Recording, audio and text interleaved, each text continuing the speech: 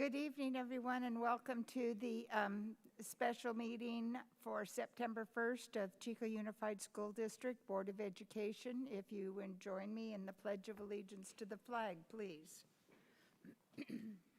I pledge allegiance to the flag of the United States of America and to the republic for which it stands, one nation, under God, indivisible, with liberty and justice for all. Thank you. Do we have any announcements? Dr. Kaiser? Excuse me. My family welcomes a new member at 1:48 this morning, and that is Graceland Violet. And she's beautiful. I've seen a picture. Native American. Yes, she's gorgeous. Any other announcements? Oh. Yeah, the next one is mine. Thank you. We have with us tonight for the first time Jessica Hunt, 13th District PTA Representative. Oh, good. Jessica, if you wouldn't mind stepping to the podium so that I can embarrass you by officially introducing you. Thank you and welcome. And could you let us know how you communicate what goes on here tonight back with our very valuable 13th District PTA? Is it on? It should be, Okay. yes. So we have a monthly meeting towards the end of the month. We are in the process of switching out that meeting because our district meeting actually meets the same night as the third week meeting of yours. So we're going to change that. So then at that meeting at the end of the month, I will report to them what is discussed. We'll also get a copy of the upcoming meetings and stuff like that so that if anybody on our board or any of our PTA members want to weigh in on something, they'll have that information so that we can be prepared if we need to speak at the meeting. Good. Thank you and welcome. Yeah.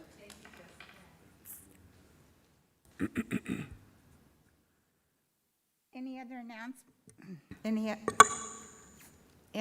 announcements?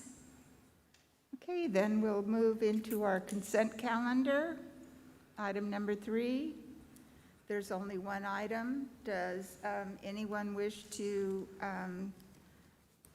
pull or speak? Well, not pull, but speak to this item? Okay, hearing none. I am ready for a motion. Members? I move the approval of the consent calendar. Second. Thank you. There's been a motion and a second. Any further discussion, board? Okay, all those in favor by name? Dalby, aye. Kaiser, aye. Lando, aye. Robinson, aye. Thank you. And Mr. Tennis is absent this evening. Yes, I did want to let everyone know, the public and the board, that Mr. Tennis is involved in the water board meeting tonight and it is expected to go late, so it was a conflict. Yes, we're all hoping that the water board issues are getting squared away, and we appreciate Mr. Tennis's service on the water board. Thank you. Just a clarification, it's the Butte County Water Commission meeting, not the board.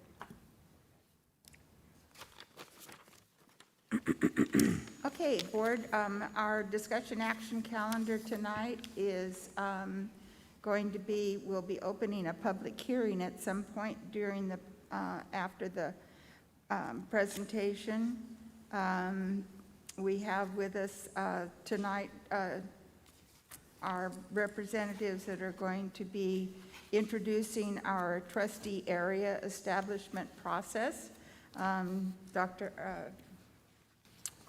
Okay. Yes. Superintendent Staley. Thank you. I just elevated you. I would like to introduce Jamie, and Jamie and Rob are here tonight, but I'll let Jamie go ahead and make the introduction and presentation. Thank you, Superintendent Staley, members of the board. It is a pleasure to be here. This is our first in-person board meeting, and we're just thrilled. As much as we've enjoyed Zooming, it's nice to see actual faces. So it's nice to meet some new board members and see everyone here in person. We are here tonight. We have an agenda. We're going to kick off the presentation and hand it over to legal counsel to give you kind of a discussion of the California Voter Rights Act from a legal perspective. And then Paul will throw it back to Rob and I. I want to do a short introduction of our firm for the new board members and talk about the services that we provide, just to give an overview. So I've known some of you for quite some time. There's some new faces. And we're going to review the CVRA and timeline and criteria. I think moving forward with this process, it's really important to look back at the work that was already been done and kind of the foundation that was laid, kind of what brought us to this point here in the district. Review the initial draft trustee area maps and data that was compiled so that you kind of know what to expect as this process moves forward. And then some summary and considerations before moving into the public hearing. So Paul, I will hand it over to you. And just let me know when you want me to scoot a slide forward. There's some information on the slides, and then Paul's going to speak in general. Thank you very much. Can you all hear me fine on the Zoom? Yes. Yes, Paul. Thank you so much. And thank you, Board President Robinson, Superintendent Staley, and members of the board.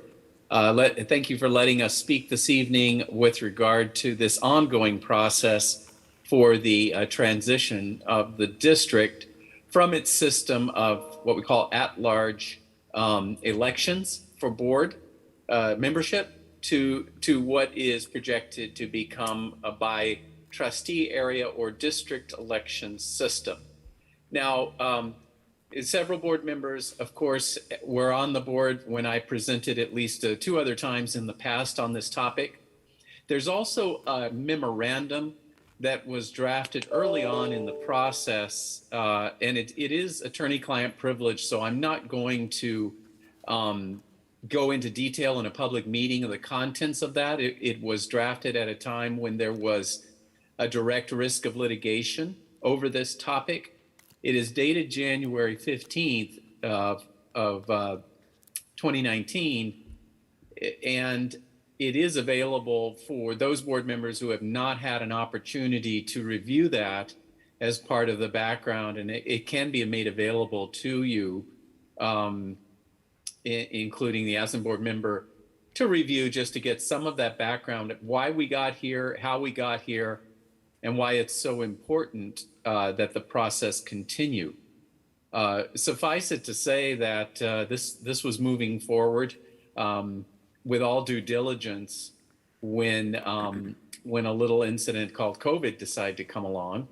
And as a result of that, it was determined at the state level that holding the kinds of public hearings with the kind of public input that would be expected in this process would be unfeasible, it would be unpractical.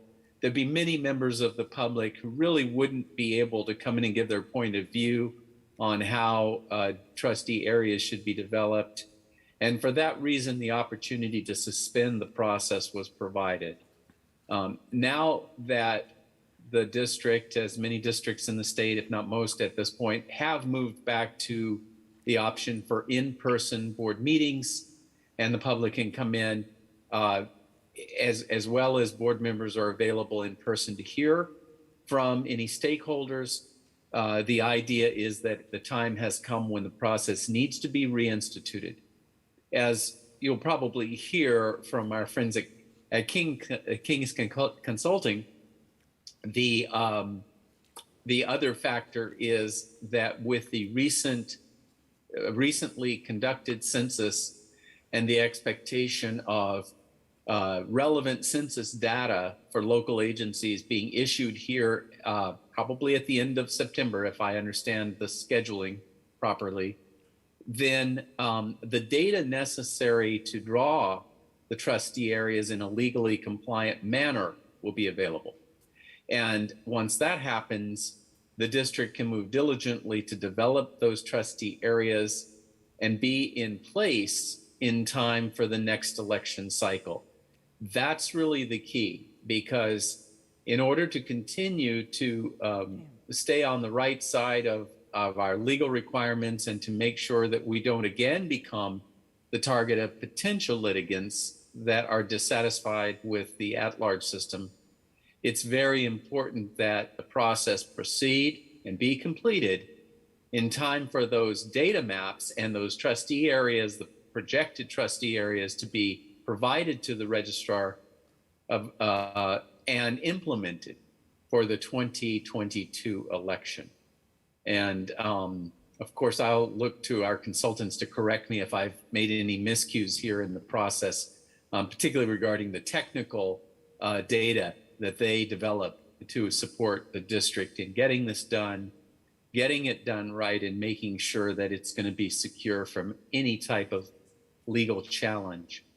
So I think I'll leave it at that at this point, other than just to again remind the board that we really were under a very real threat of litigation, and that given the, if I can say, preference in the legislation and preference in the state for the development of by trustee or by district elections in order to guarantee the participation or the full participation of every group, a subgroup that exists within a locality or within a jurisdiction.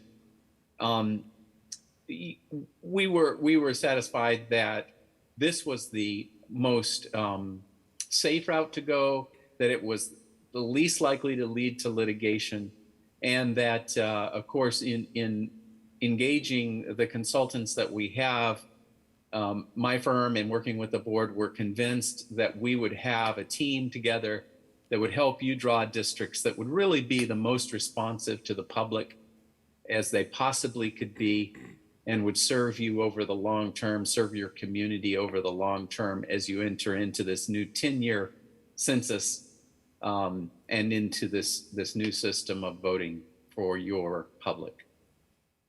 So with that, I'm happy to field any questions, although I do want to reserve plenty of time for our consultants to give you the full rundown, if you will, on this process and where we go from here. Board, do you have any questions of Mr. Gant before we, excuse me, move into our, the rest of our presentation? No, Okay. I'd like to Thank hear. you, Paul. Thank you. It's always a pleasure. And I will just kind of piggyback on what Paul was mentioning. You are not alone. So nearly every district in California is moving to by trustee areas because of that litigation. It's been quite common over the last several years.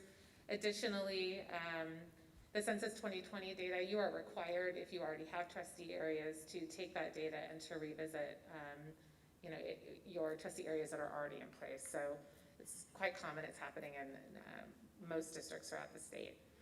So I wanted to give you just a brief little introduction of our firm and our services. It's really brief. We do a lot for your district, and we have all the way back since 2004, we've been providing services. I'm from Chico. I grew up here. I graduated from Chico High. Go Panthers.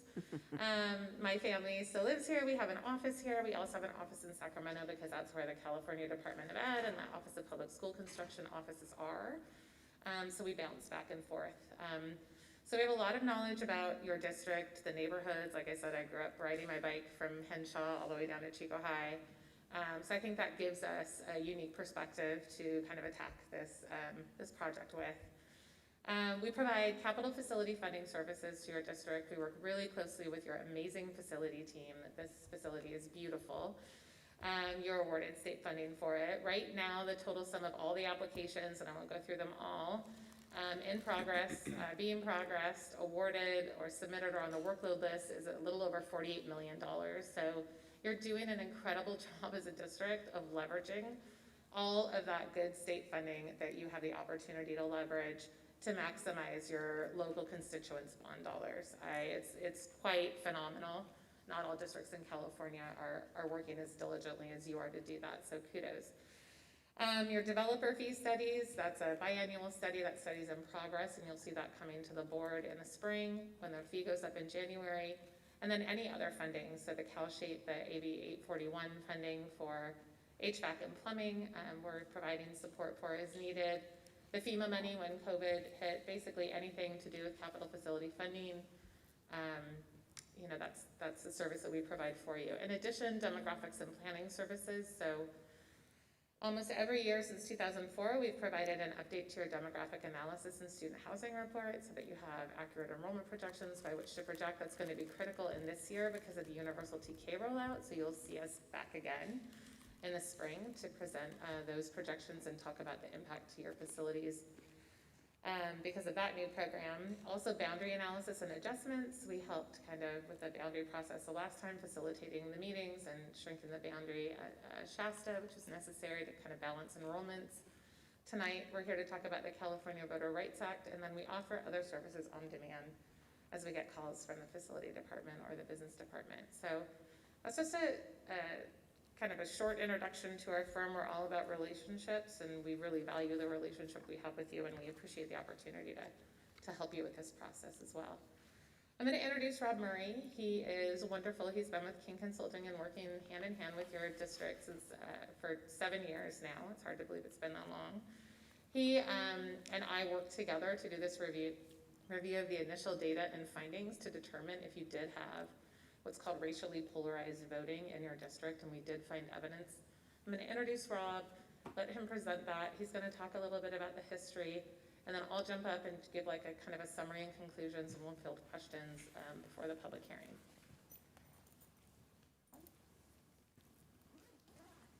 Thanks, Jamie, and I'll just echo what Jamie said, that it's really wonderful to be here and to be in front of this district again.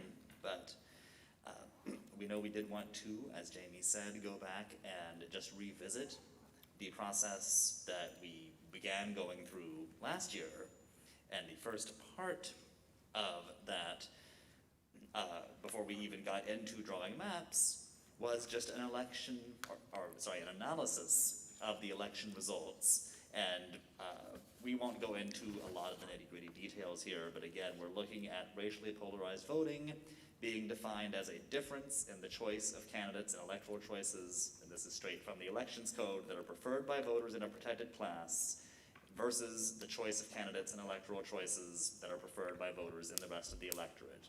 So in plain language, basically, if members of a protected class are predominantly favoring a candidate that is not winning at-large elections because the rest of the electorate is voting differently, then that is an example of racially polarized voting. And so what we see here, this is no names involved, but this is just one of the election results of a candidate that did not win a seat on the school board in an at-large election. You see, we looked at this for every election between 2004 and 2018 with every candidate who did not win a seat, and we found multiple instances of this kind of pattern. We're looking at the Hispanic/Latinx voting populace as the protected class. And so you see on the up and down way there, the higher it goes, the more that voting precinct has a makeup that is more predominantly made up of that protected class. The further to the right, you have this candidate's support, and when you see in that shaded box, that upper right part, that's where that candidate is drawing more support than they did from the rest of the district, from the precincts that have more of the protected class making up the voting population. And you see in this one, you really see that scatter of dots up there. And this was not the only one that had that pattern. And so given that, the timeline did start with February 19th and the adoption of that resolution of intent.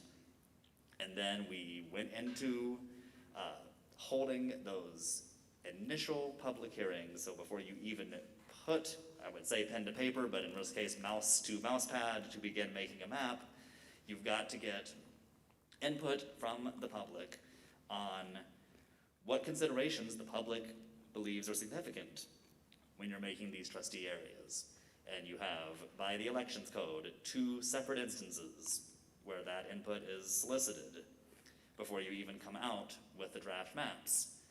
So we did that in March, and then after receiving that input, worked through the back part of March on developing those initial maps, which were presented on April 1st.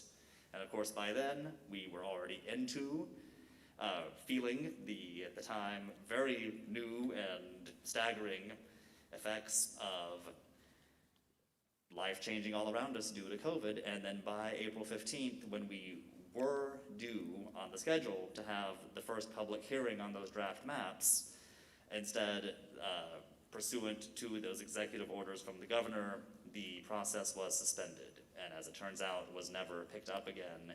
And then as Paul was mentioning, we are now to the point, this whole process was based on the 2010 census data, because you have to use that full count, decennial census data when you're doing these trustee areas, and that was still the most recent one at the time. Now, we've conducted the 2020 census, and the Census Bureau has promised by September 30th to have the data packages sent out that local governments need to exist, school boards and city councils, county governments, water boards. I mean, everyone that has elections by any kind of district voting needs to adjust those boundaries every 10 years for the census. And so there was a delay this year. Just the Census Bureau, like many other organizations, was not able to do its job as efficiently as it has in the past, and some various other political delays.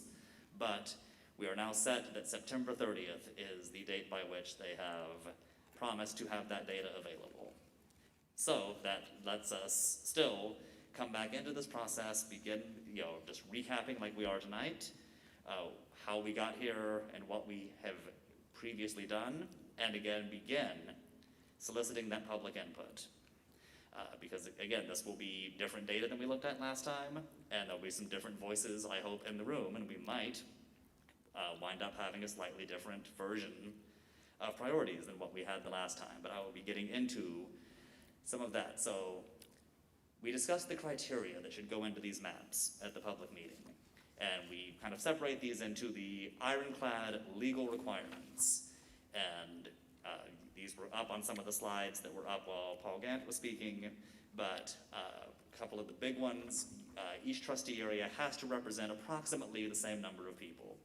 And so you take the whole district population, in their case divided by 5, and then you get plus or minus 5% of that. But approximately equal populations in each trustee area. And again, so based on 2010, we had that range of 20,385 to 22,508. So you get some play, because it's difficult enough to stick within that range when you're trying to meet a lot of other considerations, but that's one that you cannot ever get away from. We also look at honoring the California and Federal Voting Rights Acts. We are looking at geographic concentrations of the protected class, and in which case, again, we are looking at the Hispanic and Latinx population in Chico, and I will show you a map in a minute that, again, using the 2010 data, did show a significant enough concentration that we wanted to work to keep that concentration from being split between multiple trustee areas so that their vote could go towards the candidate that that protected class might prefer. So those were the legal requirements. And then with the community input, what wound up coming out of the mix last time around was a lot of discussion on kind of two different aspects of looking at high school boundaries as a major guidepost for building trustee areas.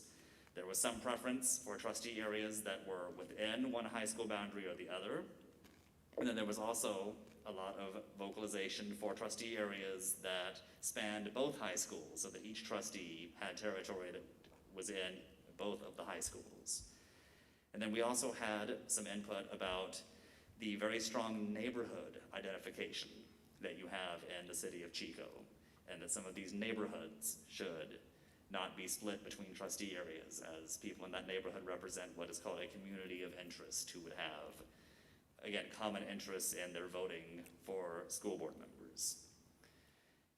And then on top of all of that, again, you still want to try to keep things as contiguous as possible, not have things that just look like they are gerrymandered. And then the board also brought up the point, along with some members of the public, to keep an eye on socioeconomic data. So not necessarily as something to draw around, but to look at the maps that were developed and see how they grade out when you apply some of that data to them. So that was what we came into the initial map meeting with. So this is that map I mentioned. The area outlined in black there are the areas of the district where you can notice a concentrated population of the protected class of Hispanic/Latinx residents. And so that area we made sure was never split between multiple trustee areas. And so that was the community input process, and then we got to the point where we presented a set of 3 initial maps to the board and to the community. And so we just opted for a color coding system so that there was no kind of preference of numbers or letters signifying a rank, but this was just a blue map, a green map, and a purple map, and these corresponded broadly to those main criteria that had come out of the community input. So you had a map that, as much as possible, tried to put the trustee areas entirely within one high school boundary or the other. You had kind of the inverse approach, where you had trustee areas that would be incorporating territory that was in both high schools, and then you really looked at the neighborhoods, and the ones that were called out by names were Chapmantown, South Campus, and the Avenues. And I believe there was one other. Thank you. And yes, so those 4 neighborhoods were kept in focus on the purple map. And so again, those were presented on April 1st. They were up on the district website. We have that capability ready to go again so that the public can, especially now that I think a lot more people are used to engaging with these processes via remote means, have some people checking out what's being put up on the district website, being able to provide input and feedback. But again, no revised maps were produced. The way the process was intended to go from this point on would be to have a hearing on these initial maps, gather more public input, and then almost certainly come back with some combination of tweaks and variations on these initial maps, or even an entirely new map if some people brought up some points that they felt like none of the maps were addressing very well. But again, before we got to that point, we did not go any further in the overall process. So we're not going to go into all of the detail, but just a quick look. So these were the maps that were developed last time. So this is your blue map, and you see especially on the inset, zoom out to the whole district. It's not a perfect fit with the high school boundary just because the numbers, again, just don't quite let you do that. But in general, you had 2 trustee areas that were in the PV boundary and 3 trustee areas that were entirely or almost entirely in the Chico High boundary. And then with the green map, again, as much as possible, you had trustee areas that had significant territory in both boundaries, again, just keeping between the need to keep the protected class concentration within one area, the need for population balance, and the need to keep things reasonably compact.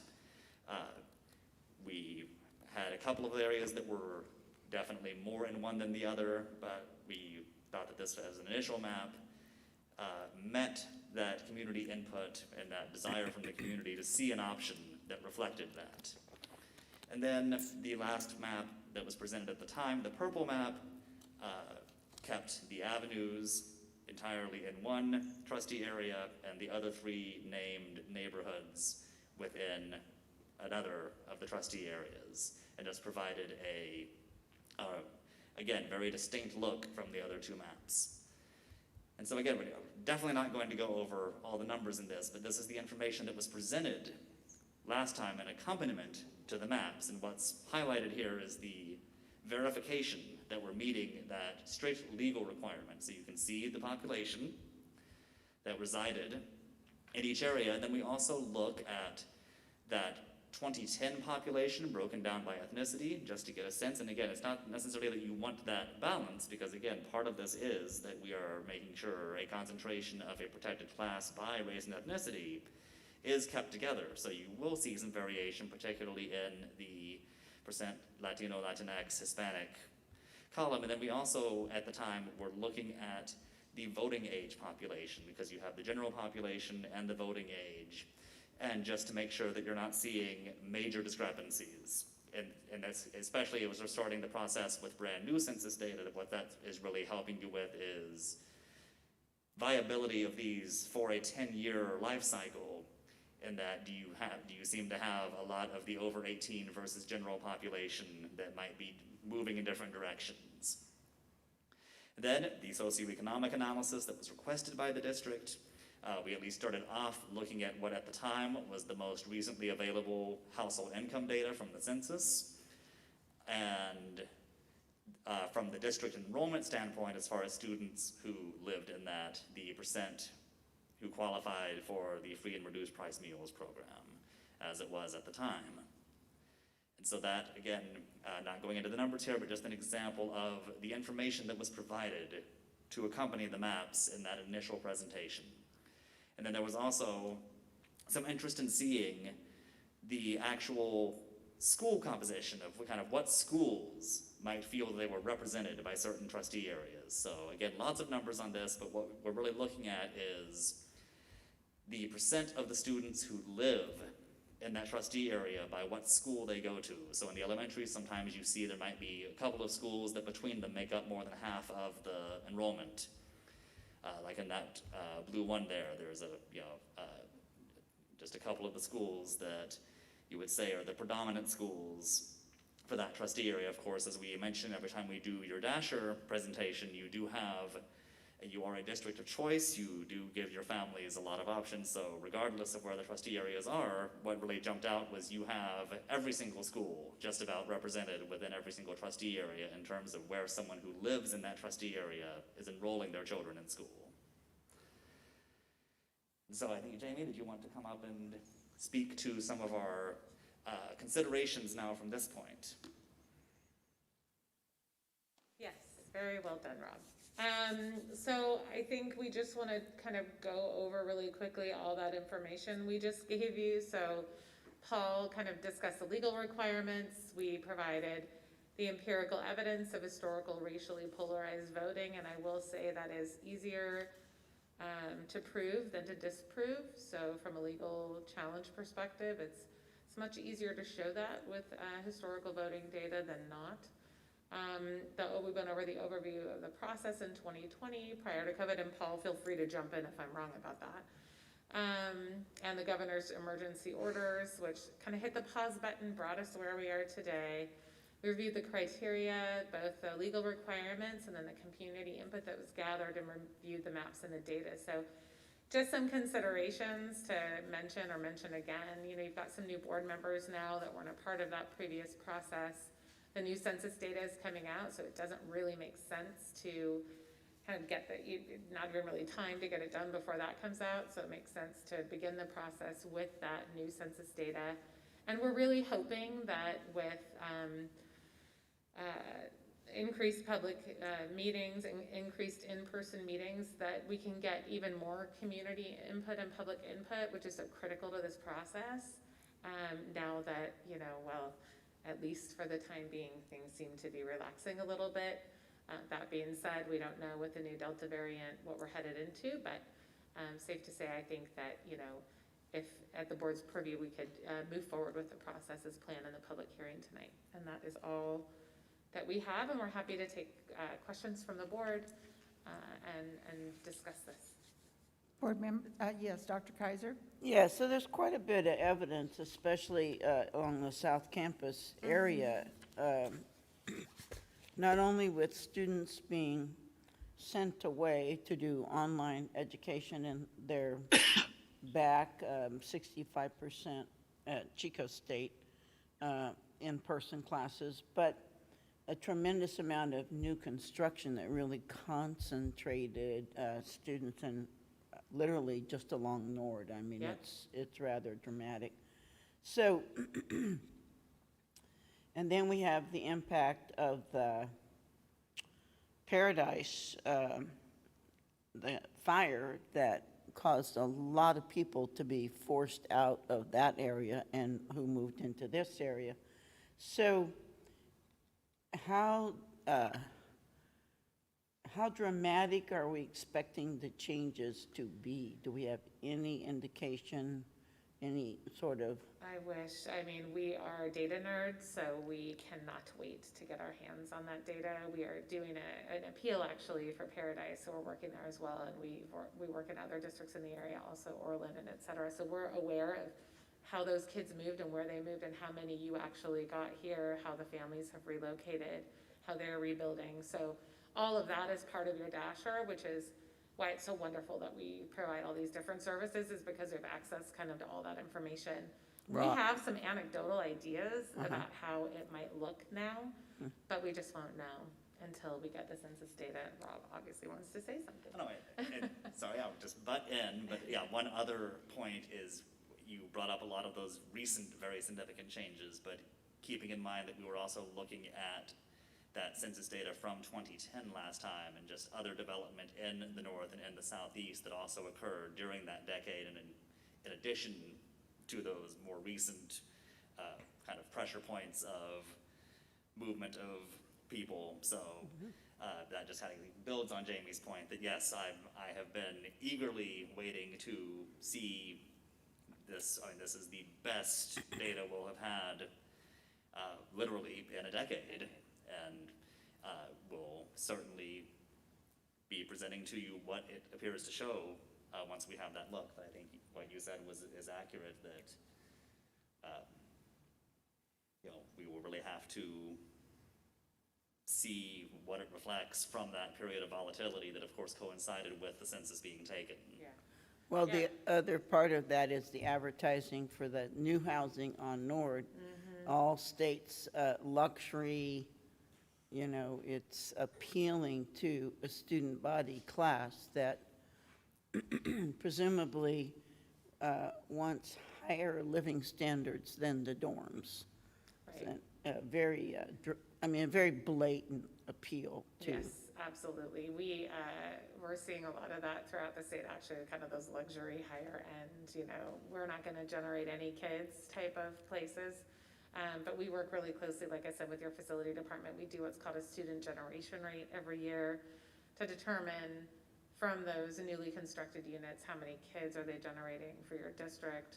But like Rob said, it'll be interesting to see once we do that, once we get our hands on that census count, how all of these kind of demographic push and pull factors, a global pandemic, the fires, how has that changed the demographic profile, personality, if you will, of your district. And we should know in very short order. Yeah. Okay.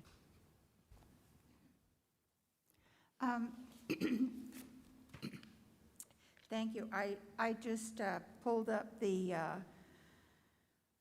schedule that we have for beginning this process, because I was concerned about the public outreach meetings coming before we had the census data. But as I can see from how the process develops, that's not going to be a problem, because the issues of preference Right. will be addressed after we begin the hearings on the draft maps. Absolutely, So- absolutely, yes. It really is, it's a lot like boundary change works for Yeah. your schools. You want to go to the community and find out what is important to you, right? Can we move this program? Absolutely not. Can we, we look at things like there are legal requirements for CVRA that are similar to a boundary change for a school, like major roads, transportation, things like that need to be considered. So it's very similar in the way that you kind of gather data from the community, critical part of the process, develop the criteria, and then use that criteria to develop some scenarios, and then get the feedback on the scenarios. And the community as well can also develop a scenario and bring it and present it to the board, or use the maps that are on the website, and I think there was some printed out here tonight, to draw what they consider to be the boundary of their neighborhood, because for some people those boundaries are different. And then we analyze all of that and disseminate it, and then provide it with the initial draft scenarios that we use So to there's- guide them. there's 2 weeks between the first hearing on the first draft map, that's November 3rd,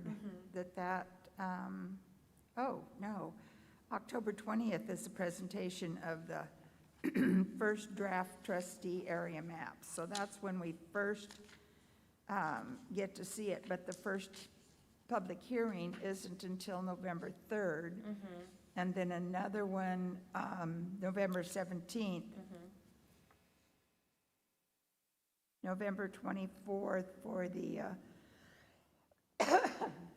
basically the final wrap-up for the board to adopt the map just before winter break. Right. So we are going to have to move quickly. We'll be depending on 13th District PTA, getting the word out and getting information back to us. I'm looking again because we do have to get this to the registrar of voters by,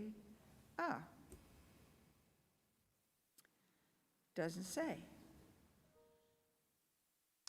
Seems like, sorry for interrupting, Ms. Robinson, but if there are questions, Paul, about the timeline and, is that set in statute that they must adhere to a certain timeline, or could that be extended or wrapped around the holidays? What is the date that they need to have this prepared?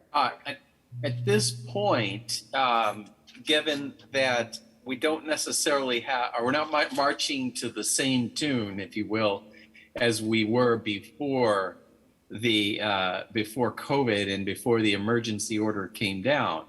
The primary limitations are going to be that you have to have a certain period of time, as you know, Jamie, between meetings in order to allow proper public input.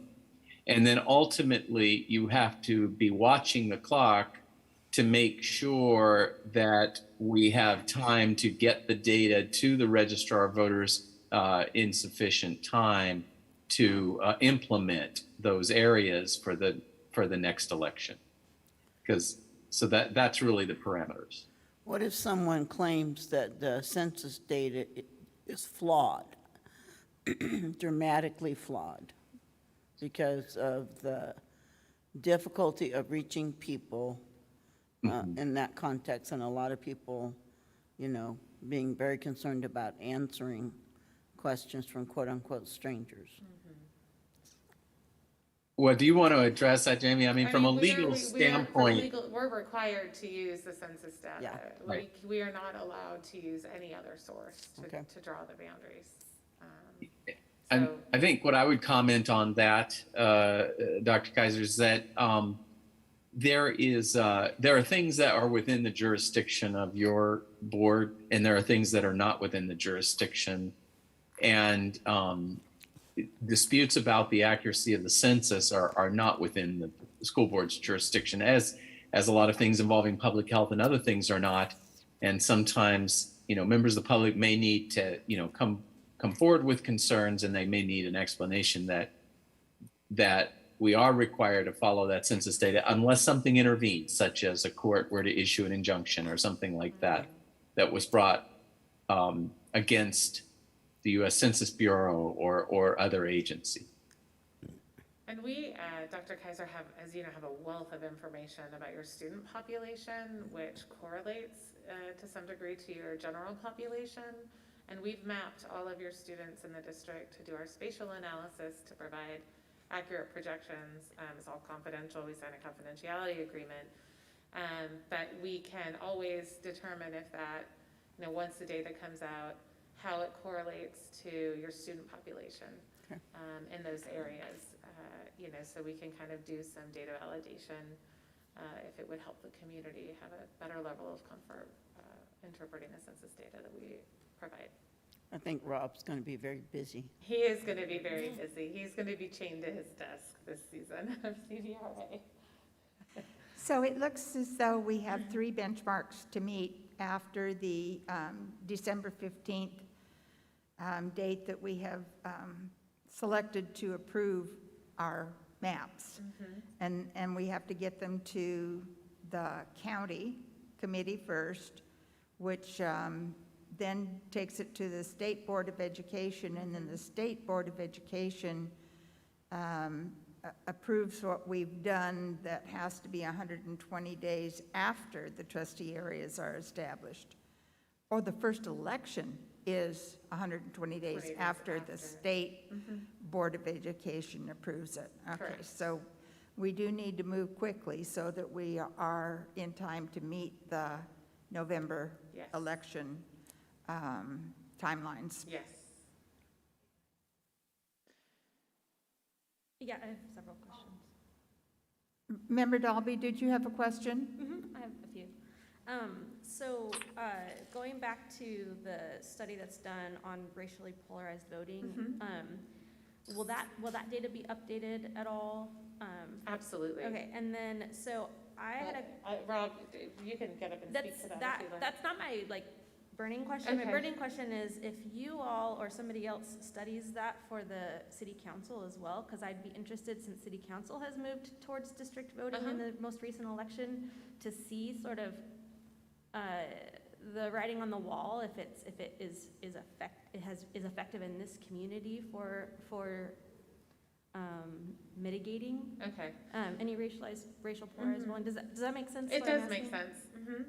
So the racial sorry, and I misspoke, mouthful. but the racial polarized voting is really based on historical voter records and that data. So that won't necessarily be updated. We did 2004 to 2018. could look at the 2020 election, We- the only one that's occurred since the. Right, so we could include the 2020 election. As far as the city goes, I'm not sure, I think they recently implemented those. I'm not sure if they've had an election since they implemented their trustee areas. If they had, then we could certainly look at that to see if there are similarities in what they found in the population and how they drew theirs. Yeah, I'd be If interested the in that. board, Rob, do you want to speak to that? Can you?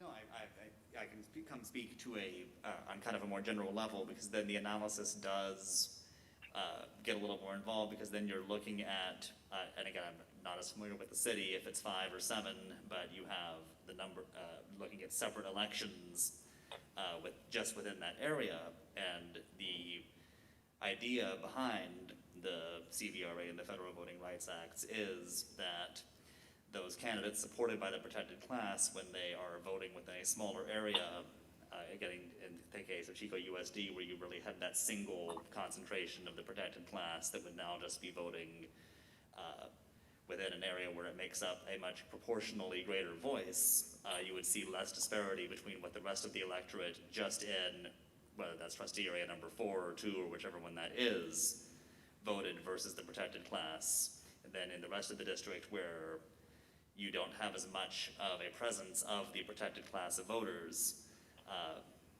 then we probably wouldn't be looking at those trustee areas as closely. We'd really be looking at the one with the, that was basically contains that protected class, and if it's doing its job, you should see a much closer alignment between. Not necessarily a successful election. Yeah, but not as much of a spread of that difference of the precincts with the highest proportion of the protected class also voting in a way that differed the most from the rest of the electorate.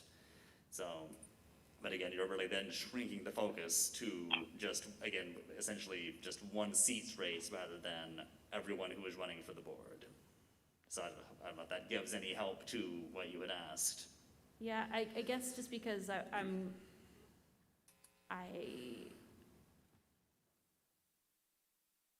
I would like to see there be preliminary evidence that the district lines that were drawn in this community for that purpose are doing what they were supposed to do, if that makes sense. Yeah, I think, that was a public process in the trustee areas that they developed and adopted. If there's been an election since that time. Well, there was, There yes. was, okay. In so 2020, We can yes. analyze, it's all public record, I think we can access and analyze that.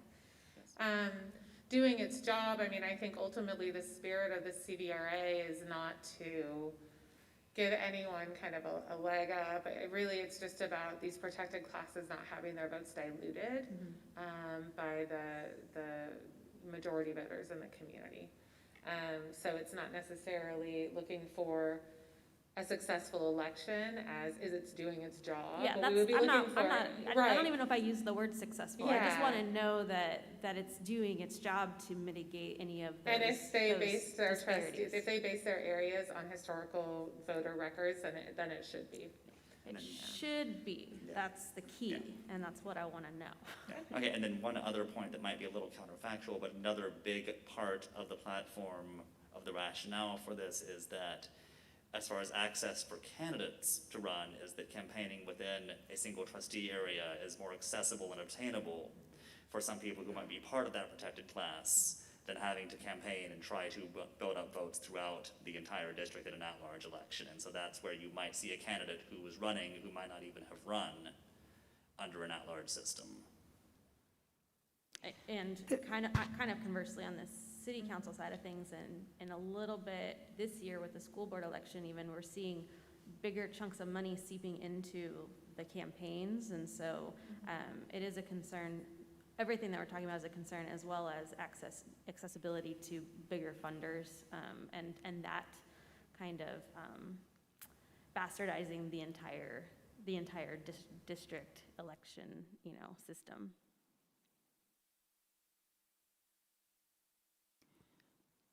I did have actually more questions. I forgot. I'm sorry. I'm sorry. I No, didn't know if that was a question No, or no, a no, no. statement. I forgot I had more questions. My brain's just going. It's a lot going on in here. It's a lot, yes. When we're looking at the census data, is there consideration taken for renters versus homeowners? Because that has had a significant shift since the campfire. A lot of our renters were pushed out of their homes pre-campfire because Paradise folks that had the ability to buy homes were buying out those rental properties. Yep. And so as far as a requirement, again, we're really just looking at the total population, but that could absolutely be a criterion. I cannot speak with absolute certainty if that will be in the data package that we get, but we can certainly, again, still look at the most previous American Community Survey data to get some kind of metric of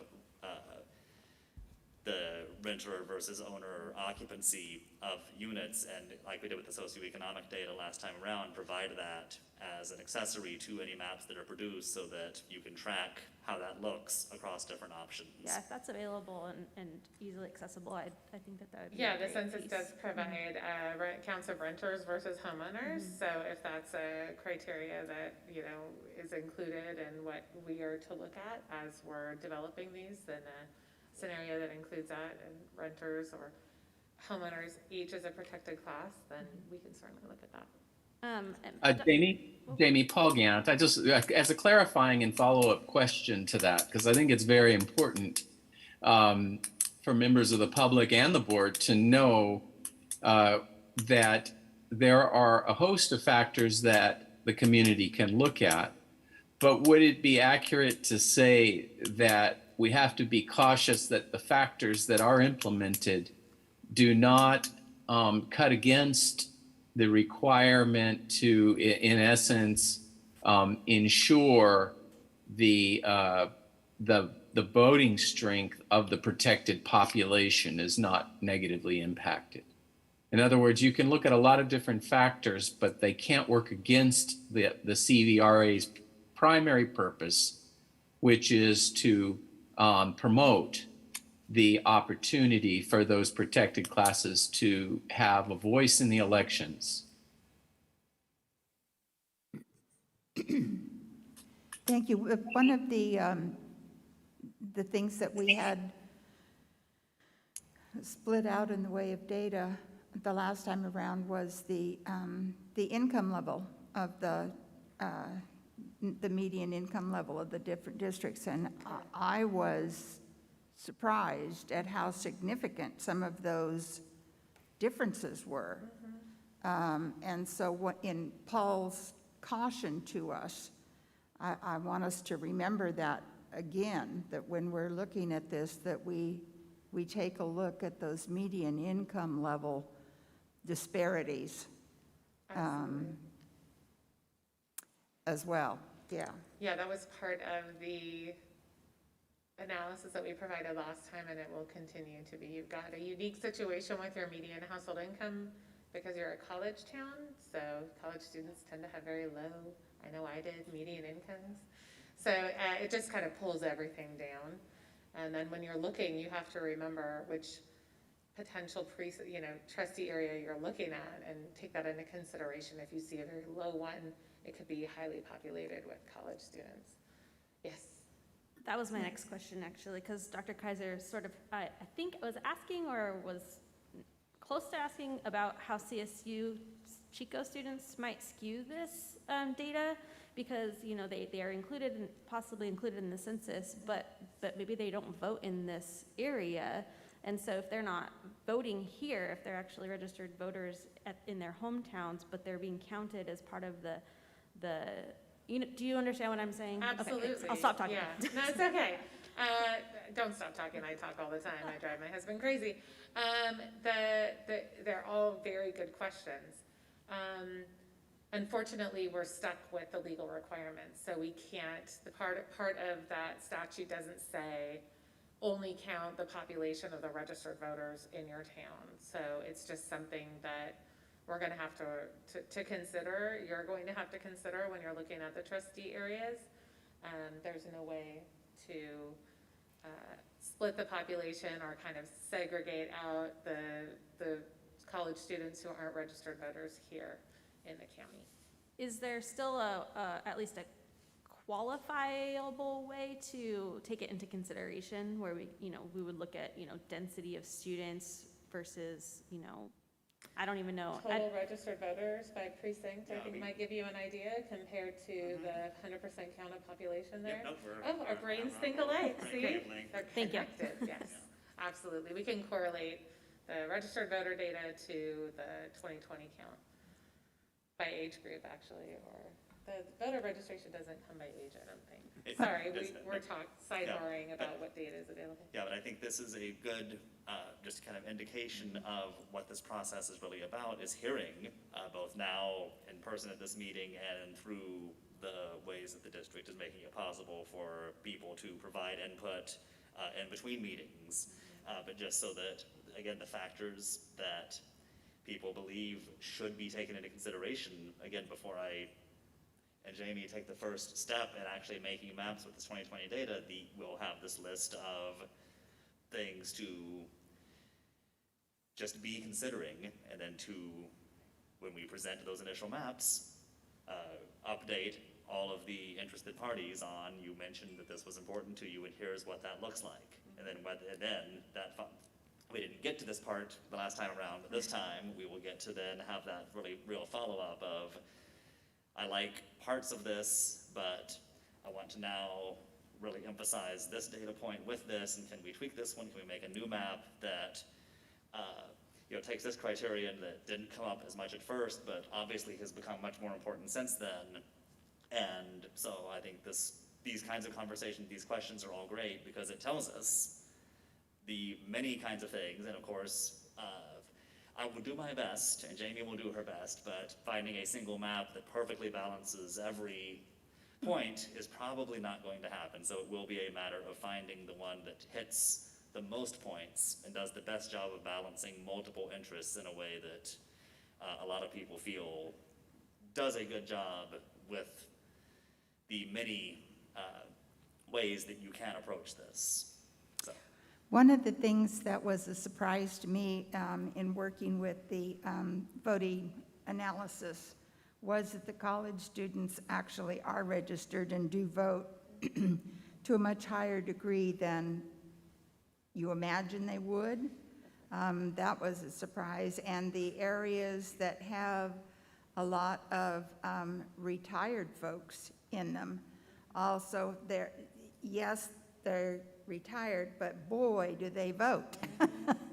So, yeah, it was an interesting look. So I do want us to take a look at that because the who votes is a surprise. Yeah, I think, and unfortunately, we weren't able to bring back everything that we presented, the last go around, every single data point, but we will be looking at all of that same kind of data during this process. Any more questions, board members? Yep. I'm a new board member. So I know that our protected class group that we're focusing on primarily here is our Hispanic and Latinx. We do have a growing number, not terribly significant, I guess, compared to that particular group of I'm just looking at our demographic information for Chico Unified, of students who are identified as 2 or more races. Is there a threshold where we would consider an additional protected class to be taken into consideration? And Paul, feel free to jump in on this one, but I think in this case, especially when you get into the really detailed census data, because again, for the State Department of Education tracking, where you just have that 2 or more category with the census, that or more gets broken out, so you have the 2 races and exactly which combination of races, and 3 and 4 and 5. And I think at that point, when you're breaking the data down to that fine of a level, because I would imagine a lot of those groups might not consider that they would be a common protected class with the same voting interests as every other member of that, if you just broaden all that up into 2 or more races. So that's where I'm looking at that from, but where I thought you might have been going with that, but when the 2020 data comes out, if that's one of the first things that we will look at again by legal requirement, is that in addition to what was identified last time around, confirming that the Hispanic Latinx protected class still demonstrates that geographic concentration to remain part of the process, but if any other groups emerge, so we'll certainly be looking to see if there are more, but I think with the census data, we would be looking at that, people who identify across multiple races and ethnicities, and those more particular combinations to see if anything might emerge. And I don't know that there's necessarily a threshold, but that's a really important term that he just said that I want you to keep in mind, is that geographic concentration. I'm having trouble with my words tonight, I apologize. So that it's really, is there a protected class, and are they geographically concentrated and could represent a majority of the votes, Great, or a higher majority of the votes in a trustee area? Thank you for explaining that. Absolutely. I have one more question. Sure. And it's I guess a slightly uncomfortable elephant in the room question, but our next election might not be as late as next November. Okay. And anybody can argue how likely or unlikely it is, but as early as, or I guess as late as May, there could be a special election. Okay. Would this need to be a process that's fast enough to have those districts drawn for a special board election, or would that be, do we have any idea? I don't know that there's enough time, and Paul might be able to answer that better, but there's a certain amount of time required in between each meetings. I think this is our fastest timeline right now, Paul, that we put together. Right. You've got that 120 days. Your first election has to be held more than 120 days, so if you pull back from May, that would be January, and I'm not sure that the approval by the county committee and the State Board of Education There's no way. could get done between December 15th. I mean, you got County level Christmas and and New state Year's. level. Even if we're no. all home for Christmas because it's still COVID, I'm not sure that Yeah. that's enough time. I think the county committee may be a little more doable. Yeah. Quite frankly, when we get into the Board of Education, they are generally going to approve these at their quarterly meetings. You have to get on the agenda. They're not terribly flexible about this. So chances are it would be a heavy lift to get that done by a special election. Yeah. And then this kind of segues into something that I can go ahead and speak to, which is, so in that case, it sounds like there would be a very high chance that a special election in May would still be an at-large election, just because the full process for transitioning to the trustee areas would not have been able to occur. And then what happens with the trustee areas is that everyone who is elected through an at-large system serves out their term. And so if they're,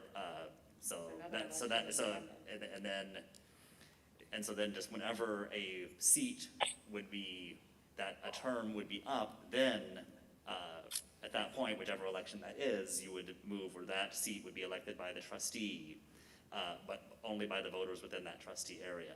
And if and if it worked out such that there were, say, two current of the at-large candidates who lived in a single area with an area that did not have an incumbent, then there are procedures laid out for how that is dealt with, but again, every candidate who was elected at large, so even if that was someone who was elected in that special election, would serve their full term. Their full term meaning the term that they would replace. So let's say, it's next November is when the term is up. 3 out of 4 of us, next term is up next November.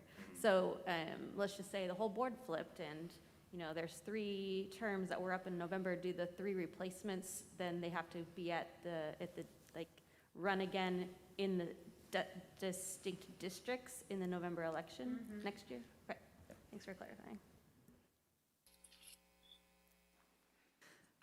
Okay, if we're done with board questioning, I'm going to open the public hearing for this issue and ask if there are any public comments.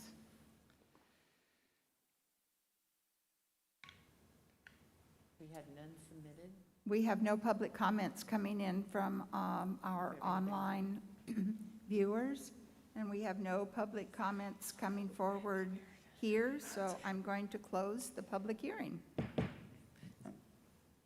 Okay, and if I'm not speaking out of turn, I will just mention again that the district has a now, I believe, live webpage up that has ability to just put in just written comments if you just want to Yes. write. We also have maps available if people feel that it would be easier to draw on a map to communicate either a community of interest or even ideas for what trustee areas might look like. That is all considered public input, and Yes. we'll take that into consideration again once we have data, and then next month can really begin in earnest looking at potential map options.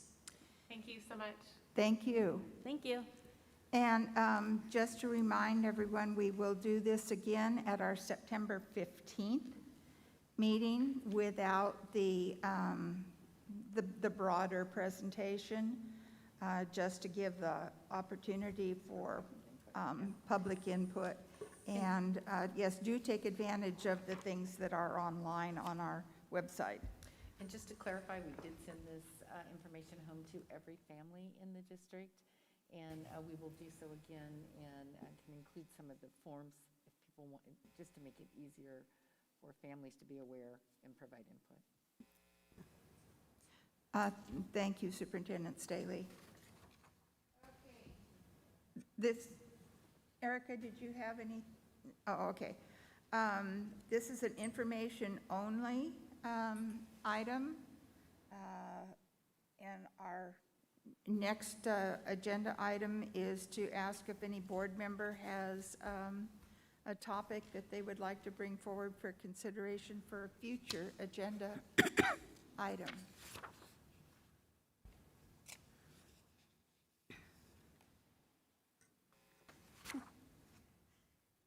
Ms. Dalby, did you have a question?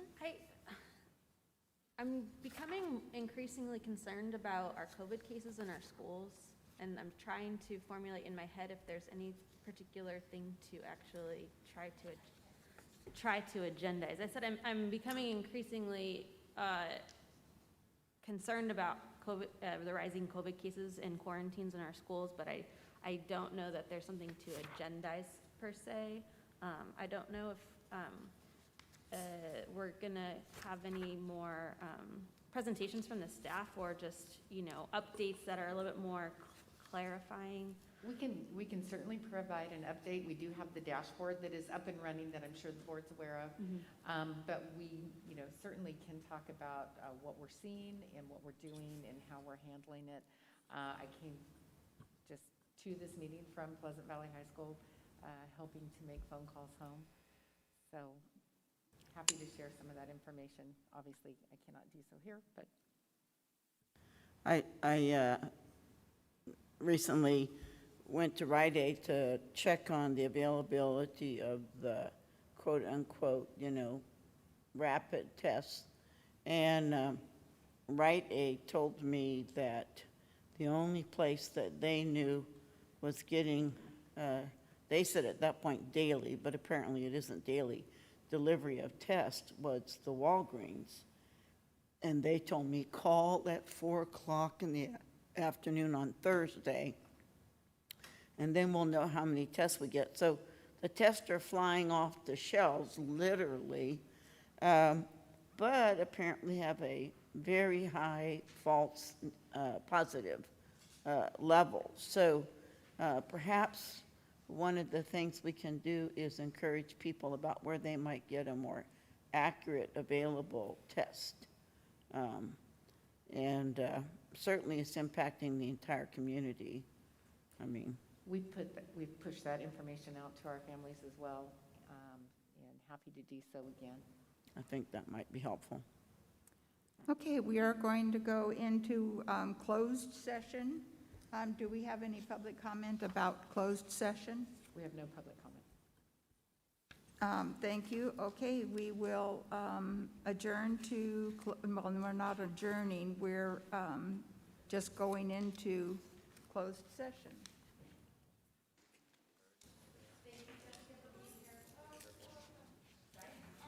Thank you, Paul.